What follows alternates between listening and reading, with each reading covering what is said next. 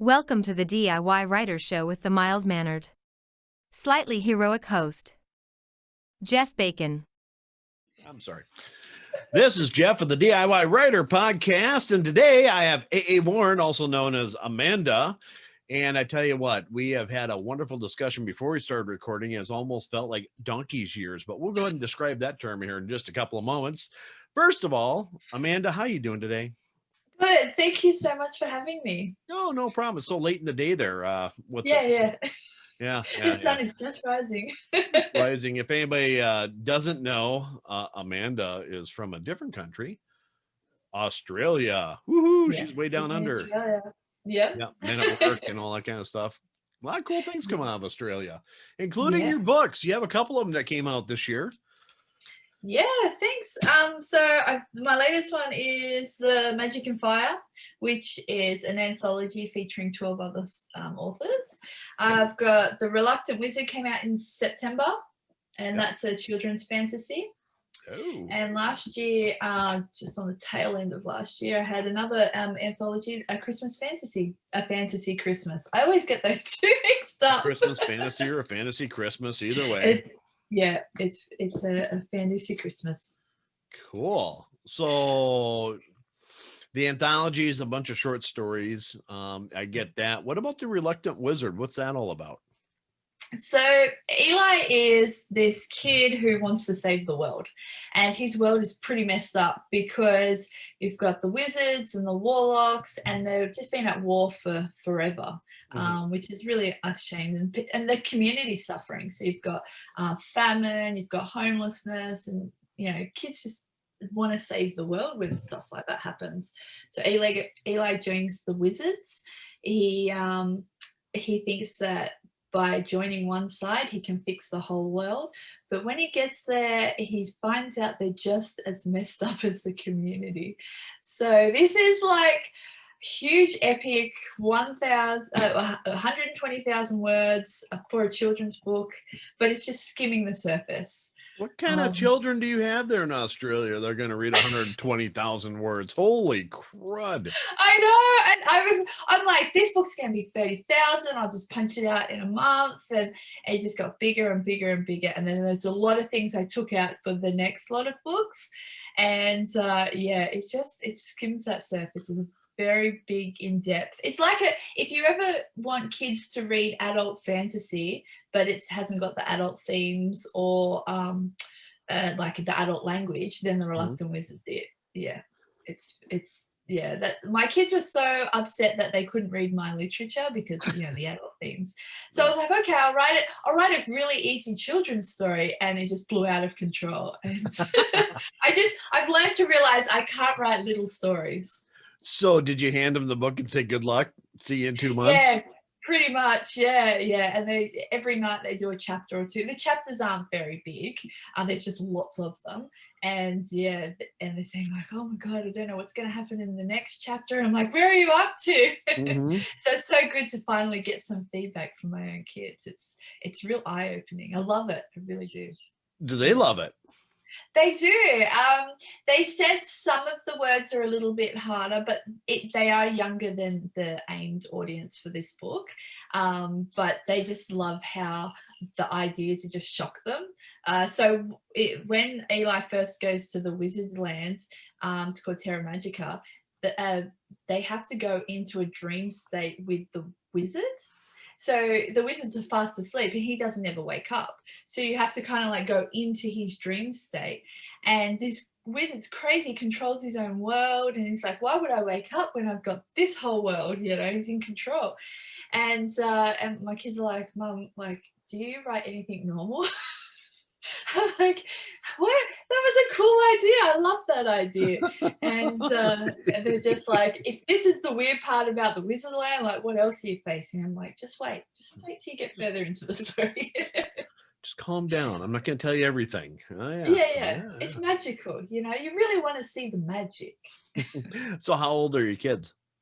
So my daughter's just about to hit high school. So she's 12. So we've got a preteen in the house. So we do lots of TikToking all the time. Oh, cool. My middle child is 9, and he's the one on the cover. Oh, So really? he's my little model that keeps growing his hair out long, and then I shave it back and do all sorts of things, and teach him how to do poses, even though I have no idea. I'm just like, I think this is what it needs to look like. And then my youngest is in kindergarten, so he's 6.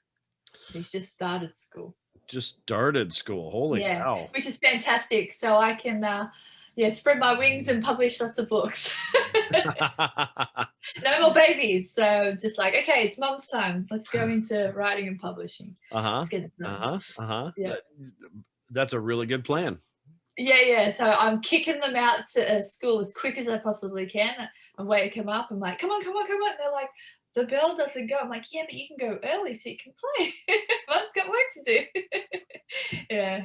So that's why I got to write more books for them, so they don't feel like I'm kicking them out the door all the time. And when they come home from school, then they're like, come on, Mom, off the computer. I'm like, wait, that was 6 hours already? Like, it just flies by. Yeah. Yes, it does. Yeah. I can relate to that.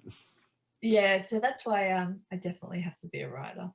Yeah. That's where I'm so excited to get down and be on the computer. But yeah, sitting there and then forgetting to eat, and like, the washing piles up, and I'm like, okay, I've got to get off the computer and be a mum now. I like that feeling after a good session where you try and get out of your chair and it's like, oh no, my butt's asleep. Oh God, my legs. Okay. And then you hear your back doing all this popping, and then you go, oh my God, my arms can rotate backwards. They're so normally sitting there really going weird, like this. Yeah. You got your wrists like this, and it's like, okay. Okay. And then clicking everything back into place. And I always like, tomorrow I will start yoga and be super like flexible, and so I don't crack in. No, I'm like straight back on the computer. I'm like, I can get this done. Yeah, I know. Today I'm going to exercise. I'm just going to write this first, and 4 hours later it's like, oh, I'm stuck. How can I do exercise now? Yeah. How can I possibly do anything other than No, I get it. You got to feed that obsession. When you've got that idea and those words are coming, you got to grab them like, got it, and just get it down on paper. And forget the body. What's important about the body? I do computer support, and I have different clients and stuff, and they call me up, and so like this morning I start out, it's like, okay, no one's bothering me. I have nothing else planned today except for some maintenance stuff to do this afternoon. Yeah. I'm going to write this morning. Of course, on a Monday morning, it's Monday here. Yeah. Yeah, you bet. We're just going to go sit down and write. 15 minutes in, ring. Oh, shit. Okay. Yeah, that's right. Got that done. Okay. Just about ready to write a scene. It's like, oh, this is going to be so good. Ding. Oh, another one. Okay, great. Yeah. And then, especially if you go, oh my God, I've got the best idea in the world. It's like, sometimes I just turn those phones off now and like turn off Facebook off and whatever else is going on. And I disappear, but I'll disappear for like 2 weeks at a time. Yeah. And I'm like, I have to get this idea down because it's the best idea ever. And then when I come back like months later, I'm thinking, surely that idea wasn't as good. And then you read it and you're like, oh no, it's good. Send it to the editor, and then you try and get feedback on it. But if you don't get the idea down, then it gets like a watered down version. Yeah. So you've got to capture it in that magic moment. What's hilarious is I found this app, and I'm not even sure what it's called. I just started using it. Minddomo, and it's on my phone. It's one of those mind mapping things where you put your central topic, so it's your book, or whatever your project you're working on, whatever, and you can make all these different trees and all this different stuff, and then send it to you or share it with yourself via PDF to your email. Yep. So it's just unfortunately for the last 2 weeks I've been addicted to it, because every damn idea I have, I'm putting it in there, and then I should do this, and and my mind maps look nothing like a mind map should. I mean, they're kind of all over the board. Maybe that's the way they're supposed to look. Be a mental vomit. That's what they need to be. So you just go all your ideas onto mine looks like a train wreck with 3 bodies, and you can't quite tell which one belongs to what person. Yeah. And so Yeah. you got this head in the middle, and then you got all these body parts all over the place. I write dark Uh, fantasy, so that's what my analogies are. yeah. Don't worry. I go dark real Oh, quick. you go dark I too, huh? use oh yeah. I use Scapel. It's like an endless mind map, but there's Yeah. no bells and whistles to it. Scapel is made by the same people who do Scrivener, Oh, and yeah, and so nothing's like perfect. Like you can put pictures and whatever, but I mhm. just make it as bland as I possibly can, so that the ideas don't influence over each other, and then I can just kind of go blurt and go, here's my idea, and start then mucking around with it. And then you can link the ideas, and that's about it. That's all you can do with it. So I have one for each book. And then it's funny because I never refer back to it. It's just trying to get my ideas on the page to go, do I have something here? Do I don't? Yeah, I'll leave it. But yeah, it's just an exercise. It is. On the other hand, it's starting to become my notes for, different ideas Yeah. and all this other stuff. And I just hope I remember what the hell I was thinking when I actually put that down, when I actually I put know. that And up. when you summarize, and you summarize an idea and you're like, yeah, it's a perfect idea. I'll remember it. I just need to capture this Mhm. idea in like 3 words. And you come back and you're like, that was an idea? Like, what the hell was I thinking? Well, when you get Yeah. back to it after a donkey's year, what was that? What was that term? Donkey's years. Yeah. So Donkeys years ago. donkeys years ago. Yes. Yes. Not Yeah. years, years. Yeah. I'm just kind of curious. I grew up on a farm, and I'm not even sure how long a donkey's years are. No, neither do I, but it's a good saying, like Yeah. put a couple of Are we donkeys talking a together. decade or shorter or longer? That's a lot of years. It's another way to say, a lot of years ago. A lot of years ago. Uh-huh. Yeah. Uh-huh. Just with a donkey in it. That's the way every great epic fantasy starts. A lot of years ago. That's perfect. Yeah. Yeah. So, if you just interchange that with, do you like Star Wars? Love Star Wars. Those credits. I always do this. May the force be with you. And everyone's like, wait, what? Somebody's gonna get irate about that. You can't mess with the Trekkies. But it's blending the two. I like both of them. I can't pick. And that's fine. That's a personal choice, but I'm just telling you, Trekkies, I've seen them go off the rails when you mix that up. I know. No offense to anyone, but it's just, two positive things, throwing them out there at once. 2 science fiction fantasy type movies, science fiction and, one's science fiction fantasy. And I get that. And they just go off the freaking rails. It's like those Starship Destroyers didn't even have shields. Well, I miss all those technical things. I'm more like, I want to explore the worlds, and I want to know what the people are eating for dinner, and I'm not too full on with the politics and the wars and all that type of thing. I just want to know about the people on the earth, because I'm more interested about other planets. So that's where my head's at, and I'm like, we get to see another planet. My favorite criticism of Star Wars is when those I think it's the second, not the last one, but the second to the last one, where they're dropping bombs in space and the bombs are falling like there's gravity out there, and everybody's like, there's no gravity in space, what the hell? It's like, well, okay. I love it when they're all like getting thrown sideways, and you're like, hold on, wasn't they? Were they? There's no gravity in their ship. There's gravity in their ship, and then when they turn it all off and they're like floating, and then they get thrown sideways. I'm like, but does that work? Because wouldn't they just sit there and then everything moves around? Everything else moves around them. Yeah. Yeah. When I'm not that techie, and then I get thrown by the tech, I think, okay, this must be really out there. I just try and turn my brain off when I watch movies. I do and just too. kind of allow that info to come and enjoy it. But what I get thrown on movies is when they've taken something out, for like when they've cut it up. Once they've filmed everything and you've got all the scripts and all that, but then on the chopping board you can tell when they've taken a scene out. Yeah. And you think, Yeah, I feel like I'm missing a piece. Like, why did you Mm-hmm. do that? Just to shave a couple of minutes off the end of the movie, and you're like, no, no, I don't feel completed. And you remember that movie on Netflix called Bright with Will Smith? Yeah, Yeah, that I could have love been that. good. Yeah, I really, really love it, right? But one thing that pissed me right off was that, you know how he's in the car and his mate, what's he called? His partner says to him, "I saw something in the what's it called? The police station with all those other people to say they're crooked."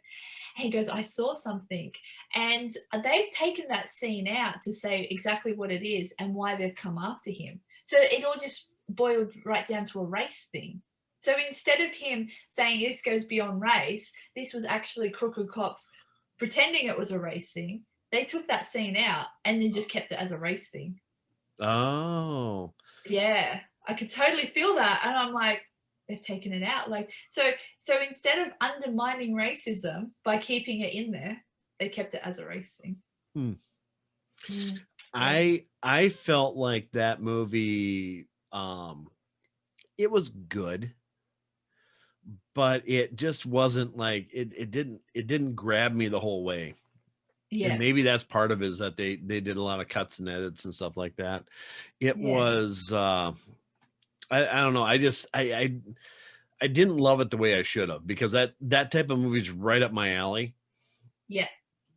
But I don't know. It just was, there's something about the movie that just kind of set. I just didn't like it all that much. Yeah, and you know, like it had so much more potential. And like, where the hell is Bright 2? Like, Yeah. they paid $1 million to script. Where the hell is that?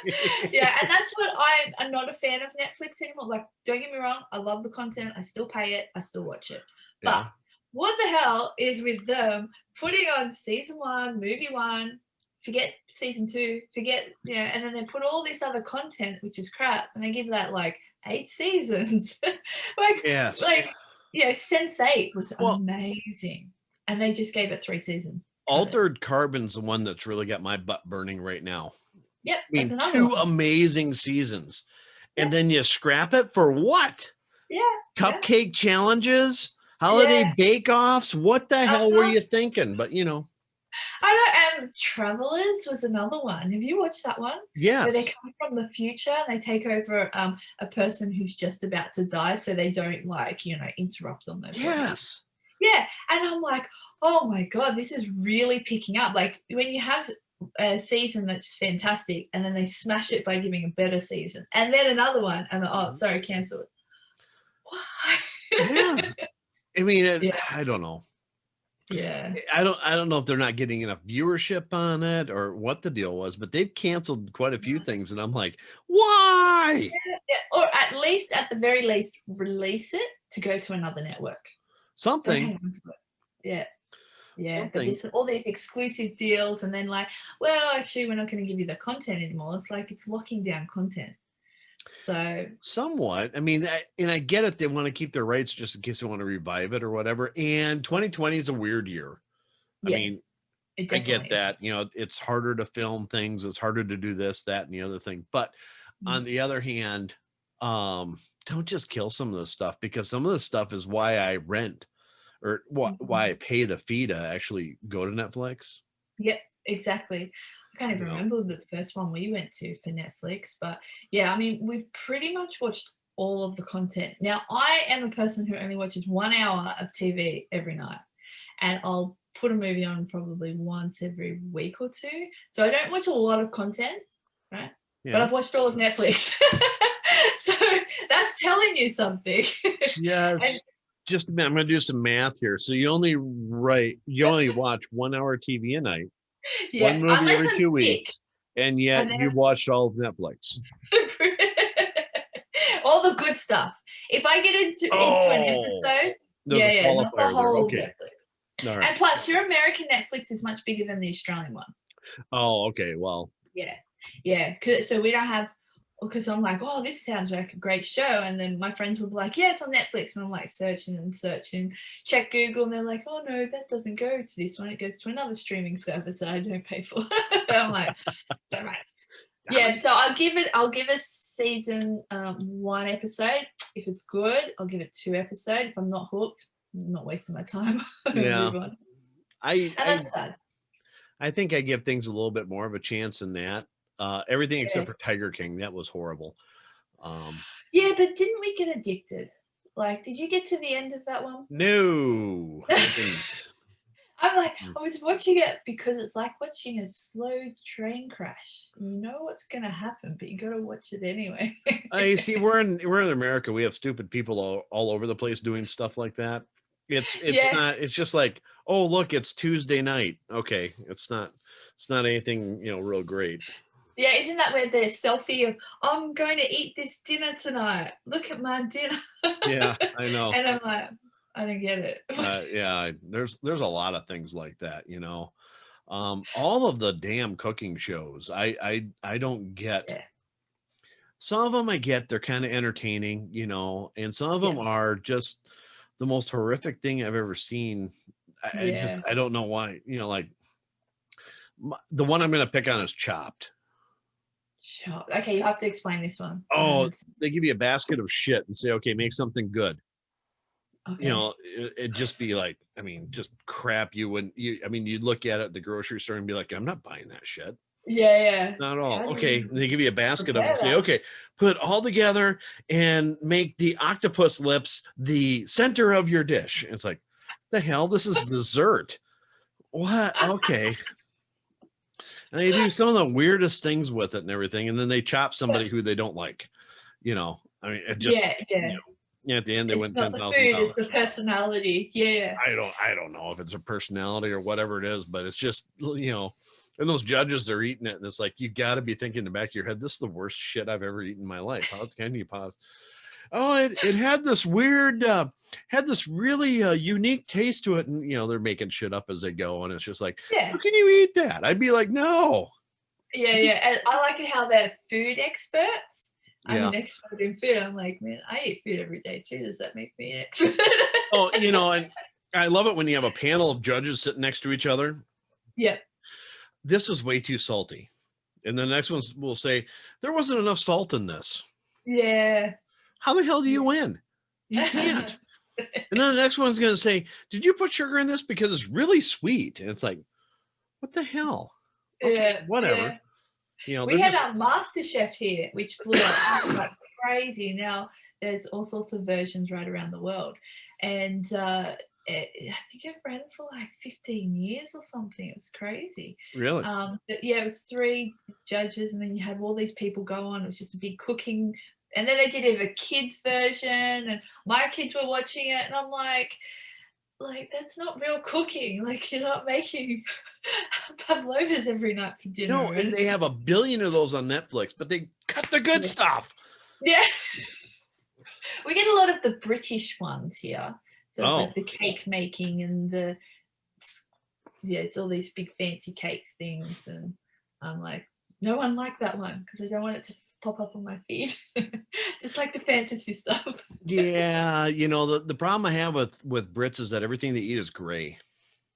Yeah, it's kind of mushy and gray, and I My don't buy, no matter how Britain. beautiful they cover it up, they have a gray cake underneath.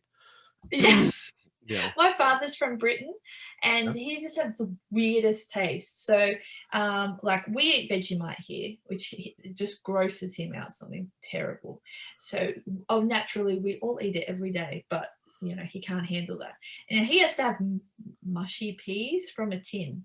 I'm like, fresh peas? What happens to fresh peas? No, he has to have mushy peas from a tin. I can't even smell it. It grosses me out. Yeah, they have some weird stuff, and my cousins they've just migrated out. And they make these things called Yorkshire puddings, and like the little round cakes, like that you bake and you have it with a baked dinner. And they rave on these are the best things ever. You put them in your mouth and you're like, these are bland as anything. Like eating cardboard. In stores around here, they have a can of spotted dick. Yeah. It's some Yeah. sort of a stupid bread pudding, something or other. It's like, and Yeah. it tastes like shit. Why would I ever eat it? Yeah. And our Except for making fun supermarket. of the can saying, "Oh, look, I have a Yeah. spotted dick," Yeah. Um, We do, but that's normal. Remember over there, we our supermarkets do British Week, where they pull in all of these canned things that they've imported from Britain, because we have a lot of British people live here, oh, sure. and like the people are lined up before the doors are even open just to grab all this stuff, and I'm looking at it going, "This is crap. It's all just tin food." Like, and they're like, "I've got 6 months supply now." And I'm like, "Okay, you enjoy Good that for now." you. And all the Yes. Australians are just like, "What?" Mushy peas and Mind you, spotted dick. Way to go. yeah, every time we've traveled, I am lining up every store. I'm like, "Do you have Vegemite? Do you have Vegemite? I need my Vegemite." Like, give me the Vegemite. I don't care if it's out of date. Just give it to me. So I totally get that. Yeah, it's a flip Do side. you? Okay. Because I don't. I like things with taste. And that's. I mean, I know there's restaurants over in England that actually do make good food. Yeah. It's just that the majority of England they can eat dirt and it's like, oh, this is lovely.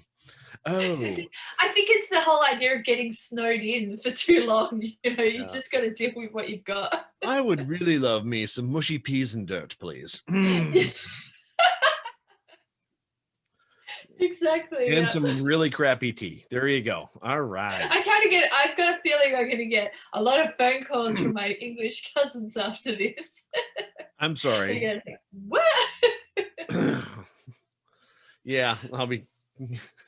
Who was that wanker? I don't know. He's some podcaster out of the U.S. Oh, he's American. Oh, they won't care about you. It'll be me. They'll be like, you're going to eat some mushy peas now. I'm going to see him for the whole rest of the year. I'm not going to eat mushy peas. Thank you. No, I can't even smell them. I'm like, what are you doing? I think canned peas are disgusting. Oh, yeah, anything canned. I can't do canned food. It's like if there's a big salt hit, there's no nutrients whatsoever. Probably is, but they you just killed can't the even entire taste it. vegetable and then shoved it in a can, pressure cooked it, and it's like, oh yeah, And the worst part is like we live in Australia. Like we have fresh fruit and veggies every single day of the week. There's no stores don't close down here. They're open all the time. Like, why do you go for the tin stuff? Yeah, we're not getting snowed in here. Yeah. It's like in the U.S., going to a fancy Italian restaurant is the same as opening up a can of Chef Boyardee. Oh, I'm sorry. I have no idea what that is. It's like this canned pasta shit. Yeah.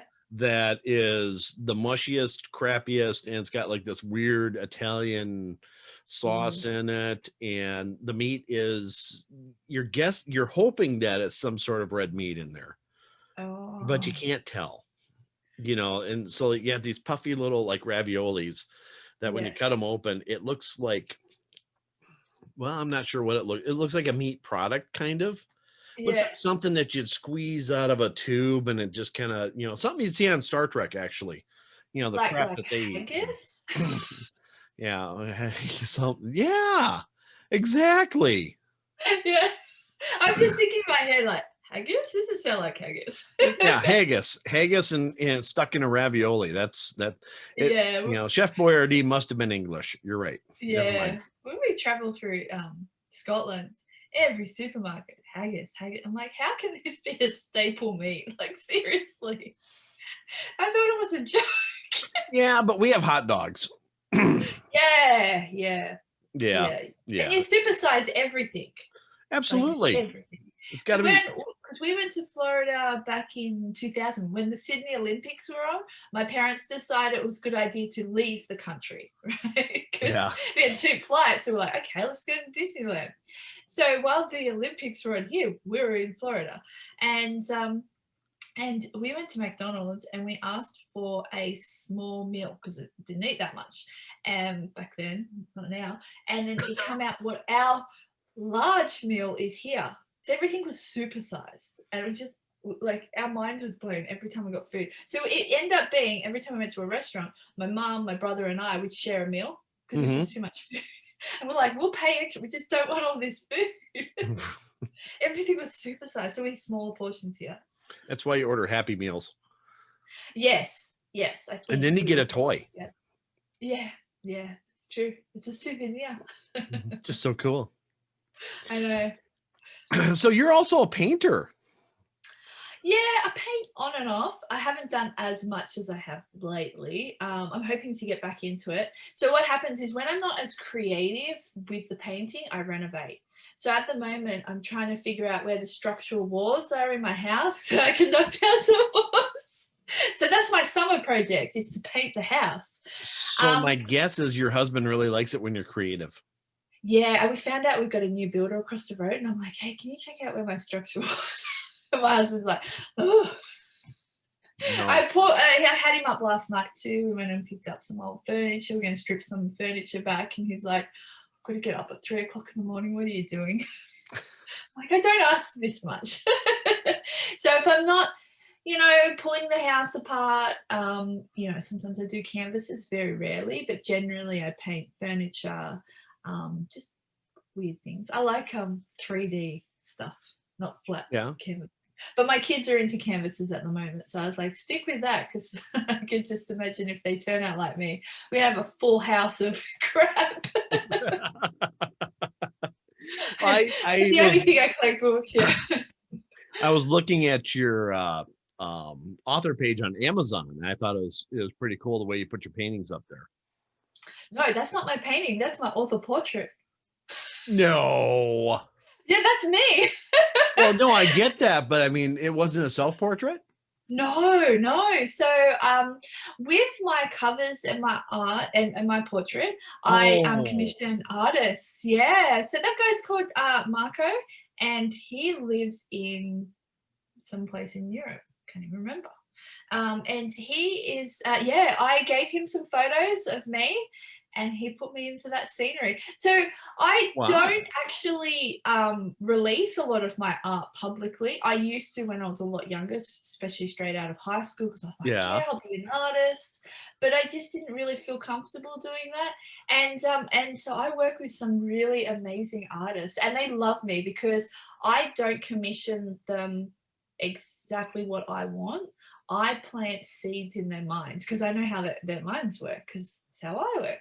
And so I give them an idea. So for example, the Reluctant Wizard, I gave him the photographs of my son, and my mum helped me make the outfit. Got a hairdresser to do all the hair, and then I said to him, look, I need a throne, and the throne has to be dark and twisted and full of all this other stuff.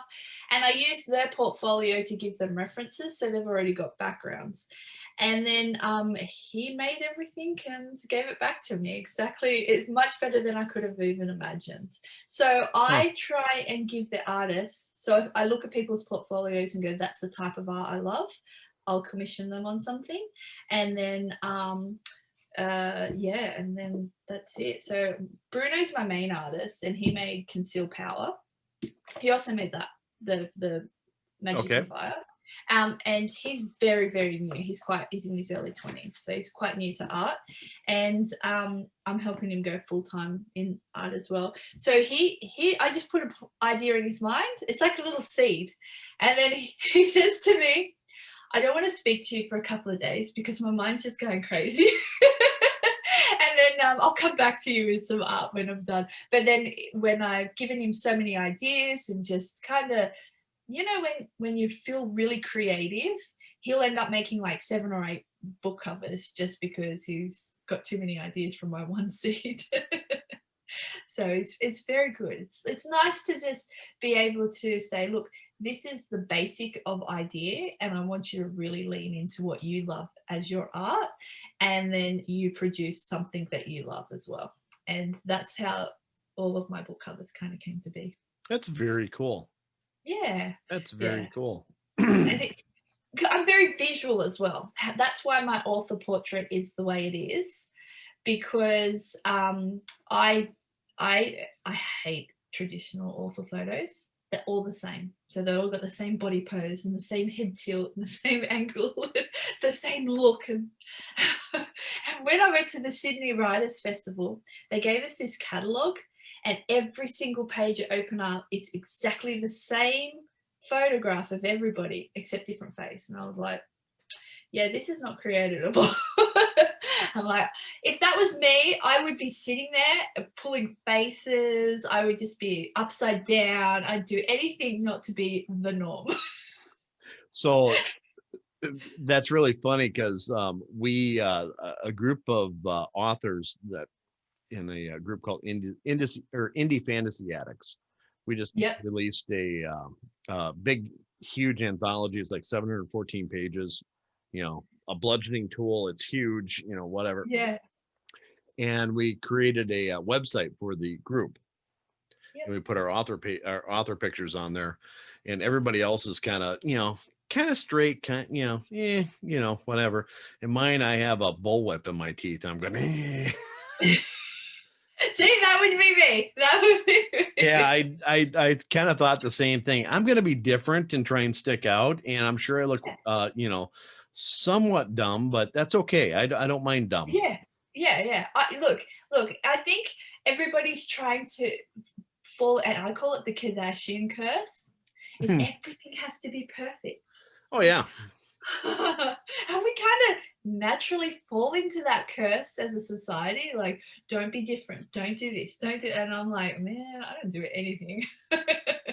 What's the matter? Like, if I can make somebody laugh at the end of the day, then yeah, my job's done. Absolutely. Yeah. And then everyone's like, oh, but you've got to do like the full face of makeup. And I'm like, yes, I look frozen, thank you. I don't like it. I don't like it at all. Little Vogue. Yeah. Whatever the hell that is. Yeah. Absolutely. Yeah. So, oh. I know, I'm gonna catch my breath. All right. Take a little breather. Just calm down a little bit. Tell me about your pottery. Oh, so when I left high school, everyone's like, what are you going to be? And I'm like, I don't know, a potter. That's how I fell into pottery. I had no plan to leave high school whatsoever. And everyone's like, what are you going to be? I'm like, an artist. I don't know. I just want to create. And half the problem was I only ever went to school half a day because I suffered from migraines as a child. I didn't really blend in with school, could barely read and write, which, is completely ironic that I'm a writer publisher these days. Well, that seems like a perfectly logical path. Yeah. Really, so a child who doesn't read or write, struggles, could retain really interesting stuff. Like, you ask me any question, I'm like, oh yeah, this is the answer. I'm like, how the hell do I know that? I just retain bullshit stuff. Okay. And and it wasn't until I got to the end of high school I thought, all right, I better get my ass into gear because I got to do something. So I taught myself to read and write, and shocked all the teachers. Still never ever read a book in high school.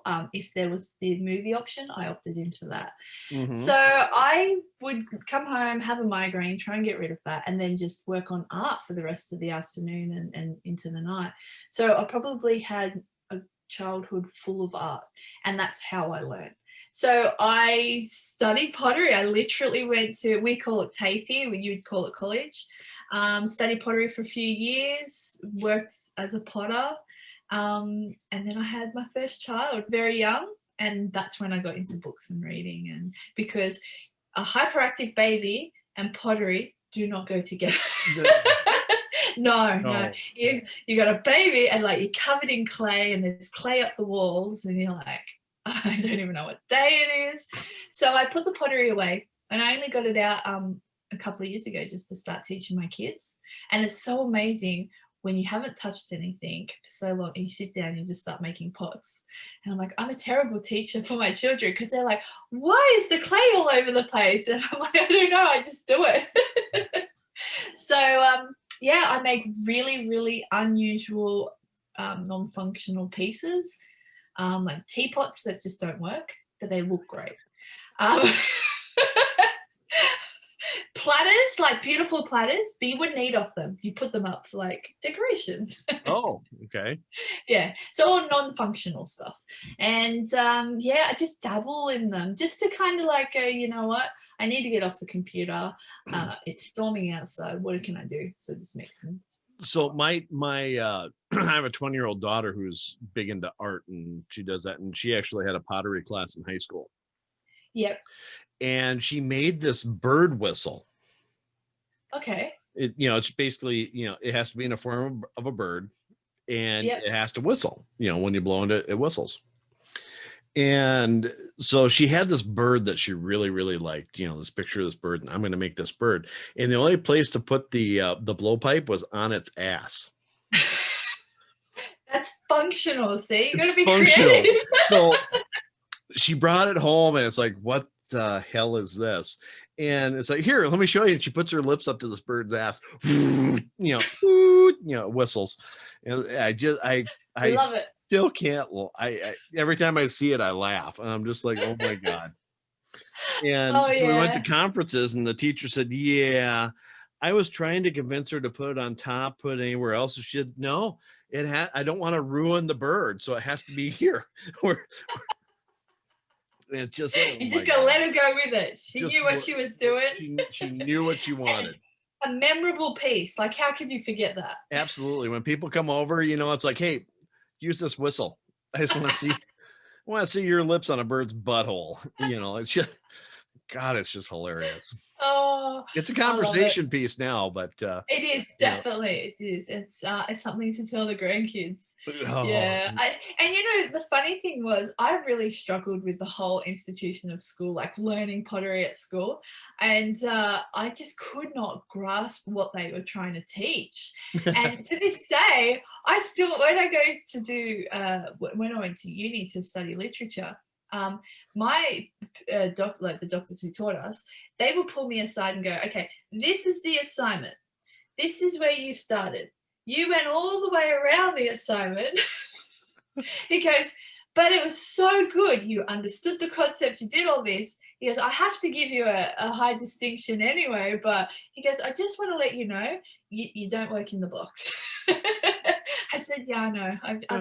I've embraced that. And so now I know I don't think the same as the rest of the world. And it's only taken me 33 years to accept that. And so that's why my books are very different to other people. So when I go to publish them, and Amazon and all the other retailers go, what category do these go into? And I'm like, can I just tick them all? Yeah. I said, they will fit there. Like, damn it, I'm back to going back into the boxes and back into like fixing up where. That's why I write speculative fiction. Well, it's a nice thing about being an indie, though. Yeah. Traditional publishers were just like, Amanda, we don't know what to do with you. I'm like, okay, I think I need to become my own publisher. Right.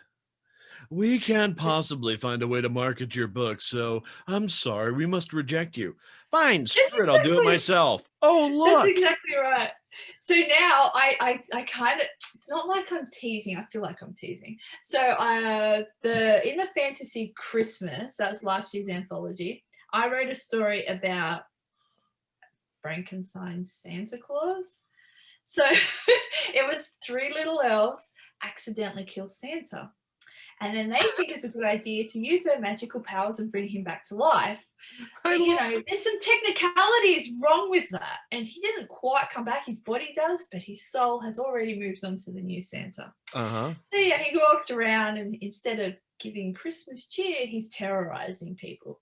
Now, I had paired that back, right? So a child could read that story. My children read that. They said, oh, you can make that so much stronger. Except my niece read it, and she just did not give me eye contact for a whole year. So I got to get that balance right. Like, my children think like me, and other children don't. So I've been, even though I've published that, I have toned it right down for a children's book and like really pulled it out. And I've sent it off to all the trade publishers, and they keep coming back and they're like, thank you. I'm like, wait, this is a good story. I've tested it out on a lot of children. You'll get it one day. And I'm thinking, oh, I'm gonna have to republish this on my own. I'm just trying to think of the visuals. Like, what artist wants to draw a Frankenstein Santa? I think that's a brilliant idea, actually. I mean, I really do. Yeah, and they pull in these three elves. Like, oh my god, we're in so much trouble. Who do we go for the help? They go to the Easter Bunny, who's like he's kind of like a really laid back Aussie who just doesn't give a crap about the world. It's like, oh, can't I have a beer first? And they're like, they've gone to him. So they're like, but we're desperate. We need your help. And he's just like, nah, really? And that's your Easter Bunny. Okay, yeah. It's my Easter Bunny. He's like, why do I have to work when I just have lots of bunnies to do it for me? But it's like in a children's version, you know. Yeah, so I kept the language nice, even though I could have like really ramped that one up. But I thought, no, I've got to pare it back. No, I love that idea. Yeah. I know, it was the golden one. Yeah, I'm like thinking, holy crap, that's actually brilliant, huh? Yeah, cool. yeah. And just putting those little jokes in, you know, because I called it Franken Santa. But, you know, as you know, Frankenstein is the doctor, not the monster. But then it was calling, he's a Frankenstein. So you pull all those little jokes in that, you know, Right. adults will get, but the kids wouldn't. Yeah. Just play on all these words. It was really fun. And I need to write more like those. You're a sick person, Amanda. I am. See, I go dark. You go dark. Yeah. It sounds way cooler when you say it. I go dark. I do go dark. Dark. That's why the writing community call me the Madam of Darkness. Oh, that's my logo. And I noticed that. I was going to actually mention that, but I like how you have embraced that. Oh yeah, I was just like, if I was to have a logo, what would it be? And the writing community went, Madam of Darkness. I was like, okay, I'll just write that down. Okay. Yeah. Good idea. I'll take it under consideration. I love it. I do. I just had to embrace it. That's why I think people go, I really want to buy this book, but it's very dark and we're not really sure what we're going to get from you. And I'm like, it's okay. I tease you into these ideas. So I'm like the lightness that shines on the darkness. And sometimes you just go jump in the darkness to find that light.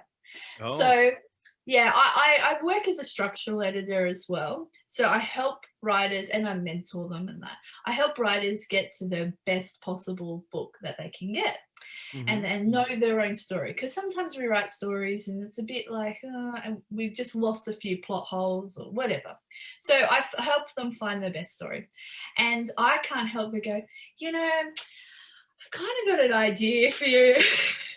And it's just like the darkest of darkest ideas. And I'm like, anything you go from here will be up. And then they just look at me like, how did your brain get to there? I'm like, I don't know.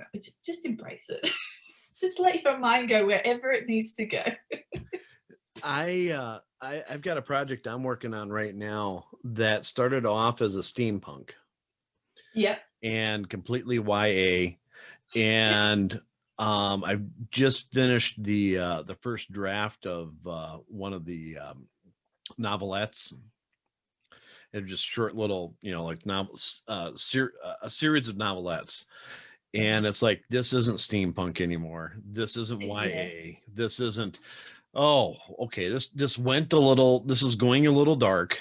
And then the second one that I wrote is like, okay, now it's getting dark. And then as I go through the outline, it's like, oh crap, this is okay.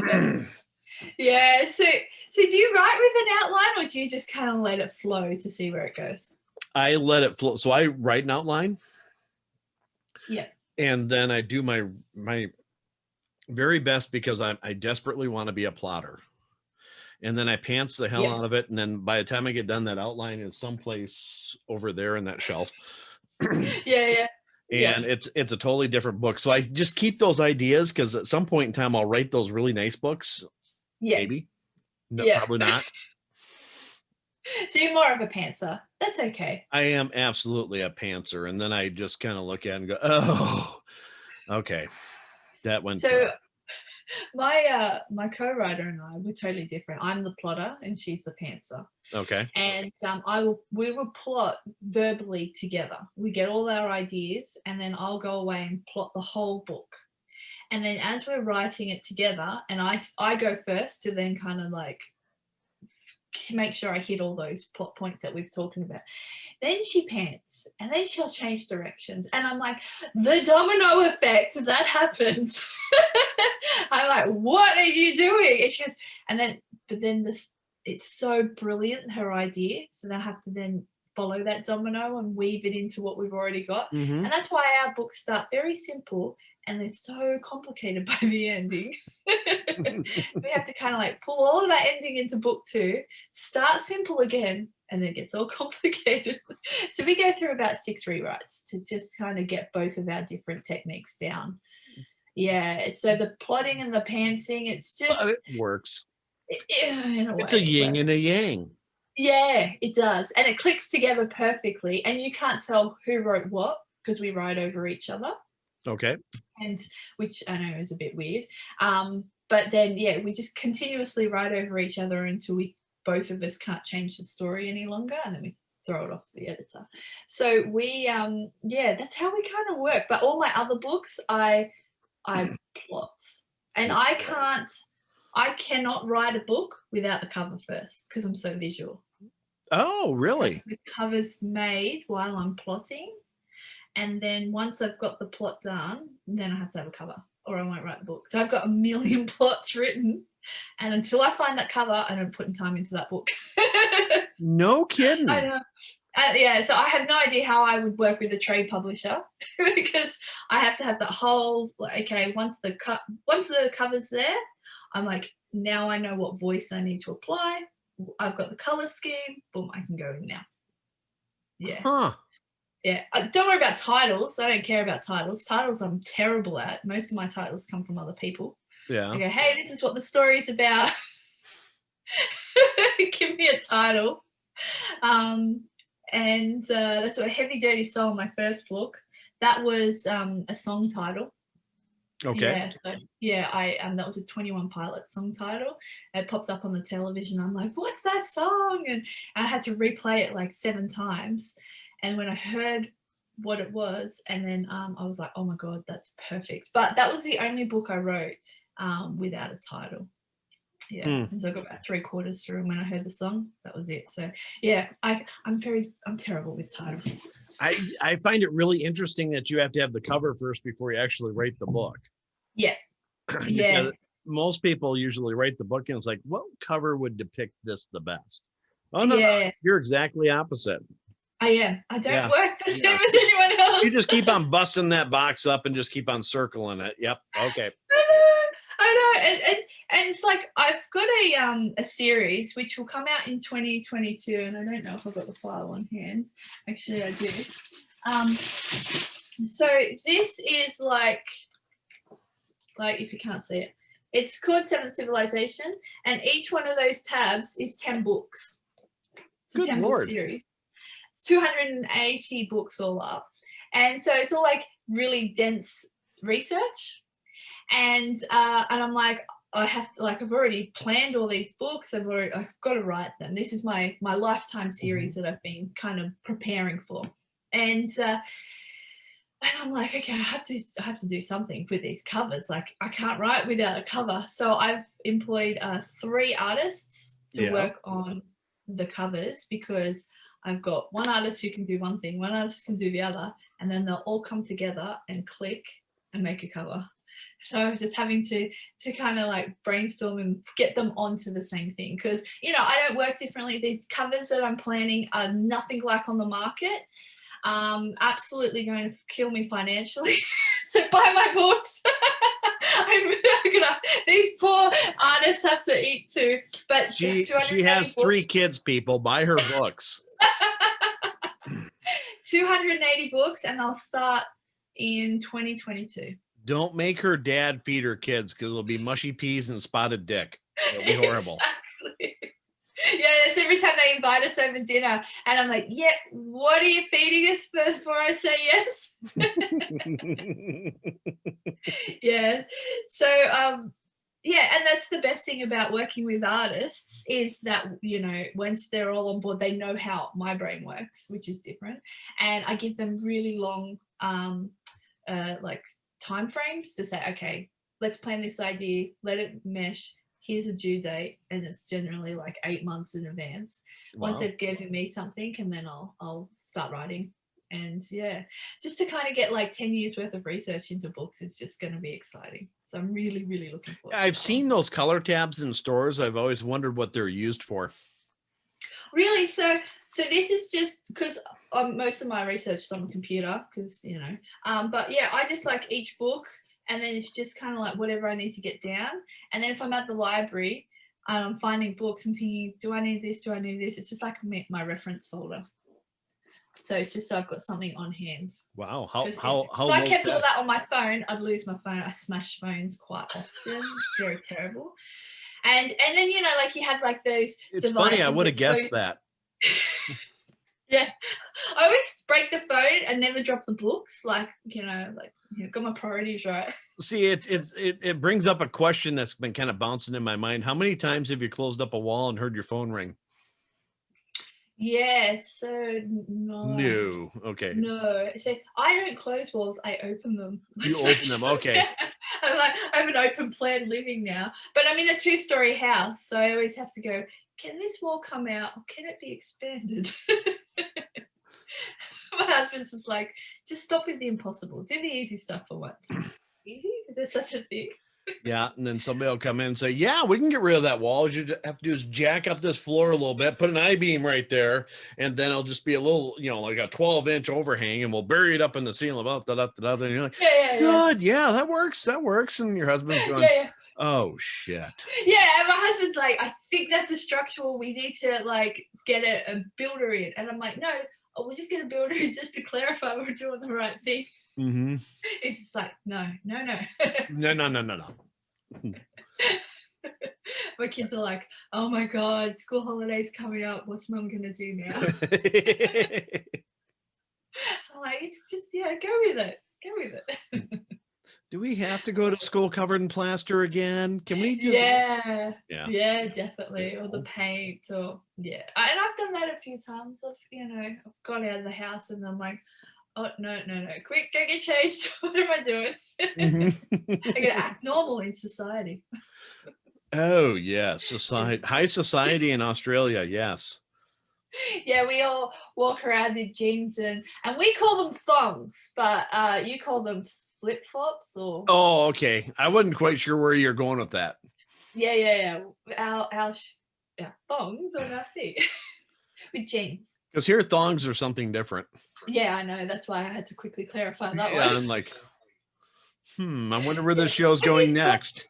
The English call them flip-flops. What do you call them? We don't call them thongs. No, I know that. I think everybody calls them flip-flops here. Maybe not. Okay, yeah. I actually, when I was growing up, they were called thongs. Yeah. And then a different version of thong came out, and it's like, no, don't call them thongs. I'm not. No, flip-flops. Yep. Yeah. Okay. Yeah. No, we call them thongs here. Yeah, I think Jimmy Buffett actually is the one that called them flip-flops first, and it's like, yeah, it's a good name for those. Otherwise, it's way too confusing. Yeah. It's like 67 different words for snow. Sorry. We're talking about the Eskimo language, evidently, before this. So, yeah. Exactly. Sorry. Yeah. Tangent. English is fun. It is. And when I get like caught up on I've said something or I get like a message and they're like, what does that mean? And I'm like, what did I say? Yeah. It's like having to translate everything.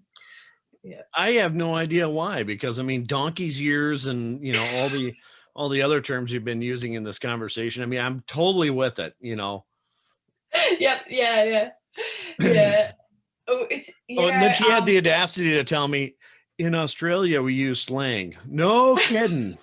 We're was like, but you know, it's funny when we have someone come from overseas, it's like Australians band together and we have like these generic jokes that we just play on foreigners all the time. It's fantastic. And I can't give them away because everyone will be in the loop.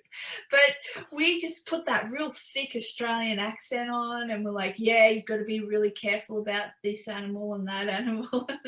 That's why everyone's scared to come to Australia. Yeah. Well, I mean, it is true that of the top 20 deadliest animals, you have 17 of them there. Yeah, my son was bitten by a red-bellied black snake at the local shops. Oh. Walked through the garden, got him. Yeah. I assume that's bad because I don't know what a red belly. A red-bellied black snake. So it's a black snake with a red belly. Well, that much I got. Yeah. And it's one of the only snakes that will give you a warning shot before it gives you the venomous shot. Oh, really? So we were lucky he got the warning shot because he was quite little, and if he got the venomous shot, he would have ended up quite brain dead. So we spent the night in hospital waiting to see how it went, and yeah, and that was probably the only incident we've had. Mind you, we do have one of the deadliest spiders that live in our house. We have quite a lot of them actually, and every time I spray them, they get bigger. Nice. They like feed off the poison. So Hans just give up. I thought, well, I'm probably poisoning myself. I just give up. And I would try a different poison. Yeah. Yeah. If you shoot them with something to get bigger, you might want to change your, don't shoot them again. No, just kind of. Like, are those things getting bigger? Like, what? And there's one. I've got like the kitchen wall and then the door.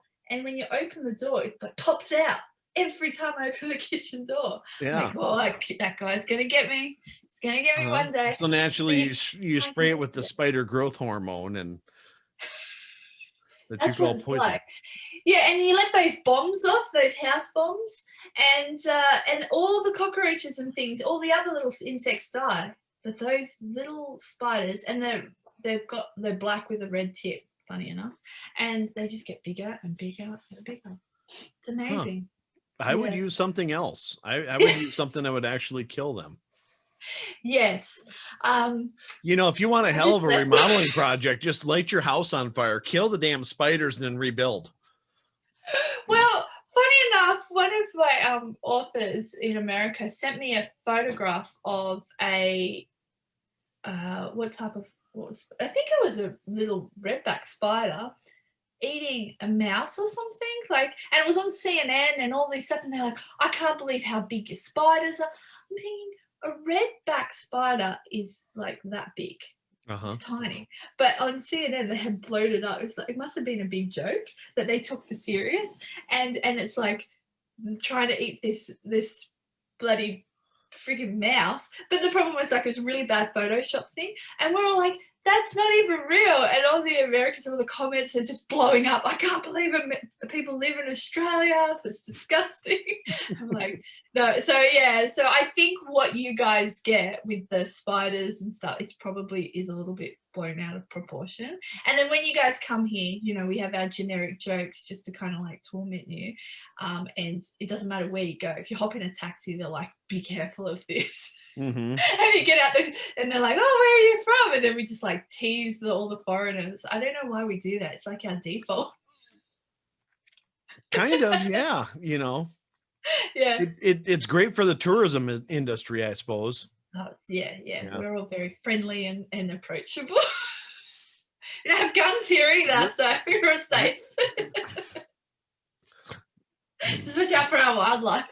You don't have guns, but you have redback spiders and yellow-bellied snakes and all that other kind of stuff. Yeah, that's quite normal. Oh, red bottom snakes, yeah. Red belly. Red belly, yeah, that's right, yeah. A red bottom, that's a good one. Yeah, you don't need you don't need guns, you have animals.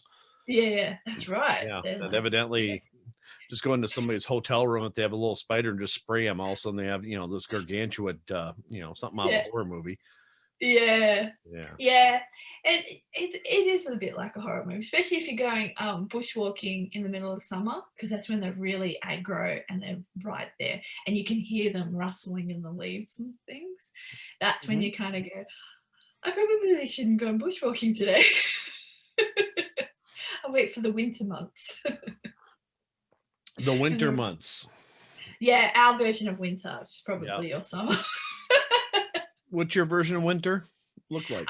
Well, we're like 20 degrees Celsius, so I don't know what that is. Oh my God. Yeah, we're walking around in jumpers. And jumpers. What do you mean jumper? Sweaters. Sweaters. Okay. What is that? What you call? Yeah, we've got jumpers. I have no idea. You know, my girls and my wife and all my friends, they have all these different names for women's clothing, and I have no idea what the hell they're wearing. It looks nice.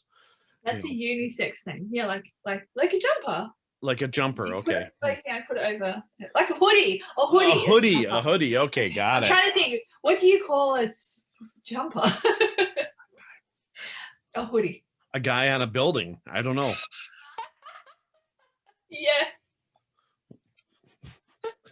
I'm wearing a jumper. That's disgusting. You know, I would guess you're kind of a necromancer type person or something like that, you know. No, I'm saying it's common language. It's not just about me and my darkness. So maybe that has quite a big influence. It might, you know.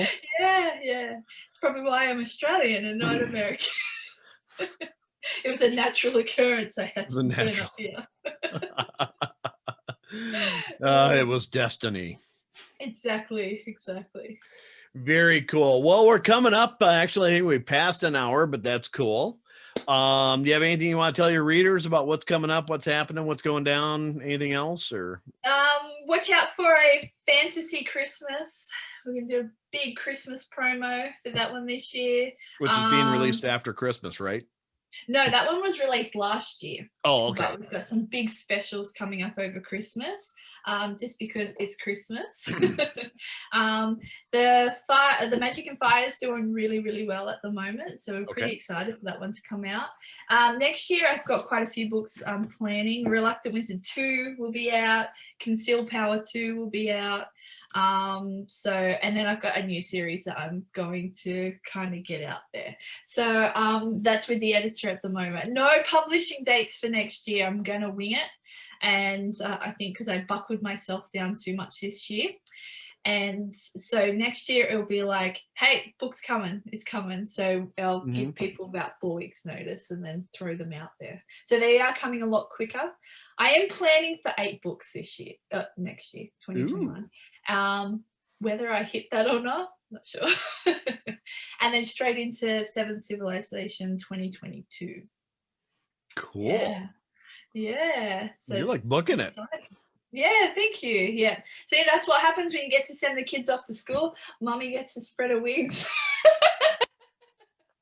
And practice all my TikToking now. I just hope for your husband's sake that you continue writing and stop remodeling. Yeah, that's what I said. I've got to have more computer time. But and he's like, anything you want, dear. Yep. Yeah. I'll get you the big monitor. I have to be careful because he says yes too many times. And I'm like, oh, okay. Is he gearing up to ask for something in return? Or like, I feel like he's saying, look at this car. I'm like, oh. So I don't push him as much as I used to because he says yes too often. Oh, so he's a bit more reserved now. He's banking it up. I think that's what the case is. Yeah, because normally it was like, I don't think that's a good idea. And he'd say no. So I would throw all these ideas at him to see what he says yes. But now he says yes to everything. And I'm like, suspicious. What's going on here? So be nice to the husband. I'm sure there's nothing going on. I got a feeling it's going to be a really expensive car. He'd be like, oh, I said yes to everything. I can't imagine something like that happening. Yeah, no, not at all. Prepared. I have to be prepared. Oh, you gonna come back on my show? Oh, definitely. Oh, cool. That was fun. Next release you got, I want you back. Perfect. So we can talk some more. Just send me an email or whatever. But with that, I'm going to go ahead and close this puppy up. This is Jeff with the DIY Writer Podcast. And if you would, please follow me on Podbean or iTunes or iHeart or wherever you happen to be listening to your podcast, or go to my YouTube channel at DIY Writer and subscribe. Other than that, Amanda, it's been an absolute pleasure. Love talking with you, and best of luck for the next year. Thank you so much. All right. Bye-bye, everybody. Keep your chin up. Please hit the subscribe button. I get a bonus for every subscriber, and I only need 1,506 more to become a full-time paid employee.